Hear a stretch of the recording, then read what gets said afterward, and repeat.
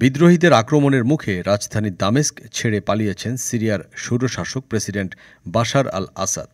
এর মাধ্যমে দীর্ঘ ২৪ বছরের শাসনের অবসান হয়েছে আসাদ সরকারের। এ অবস্থায় তাকে নিয়ে ফেসবুকে স্ট্যাটাস দিয়েছেন বৈষম্যবিরোধী ছাত্র আন্দোলনের আহ্বায়ক হাসনাত আবদুল্লাহ।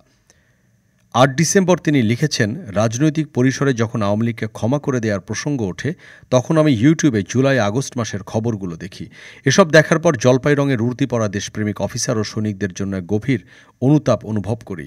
জেনারেলদের বিরুদ্ধে গিয়ে তাদের নেওয়া এই বোল্ড ডিসিশনের কি নিদারুণ অপচয়। হাসনাত আবদুল্লাহ আরও লিখেছেন, আওয়ামী লীগের পরিণতি সিরিয়ার আসাদের চাচাতো ভাইয়ের মতো না করার এই আক্ষেপ বোধহয় আমাদের সারা জীবন পুড়িয়ে মারবে। আসাদের পালানোর পরে গতকাল ফেসবুকে একটি ভিডিও ভাইরাল হয়। সেখানে দেখা যায় ক্রেন দিয়ে এক ব্যক্তিকে ঝুলানো হয়। অসমর্থিত সূত্রে জানা যায় ওই ব্যক্তিটি হলেন আসাদের চাচাতো ভাই। ডেস্ক রিপোর্ট, আজ বার্তা, ঢাকা।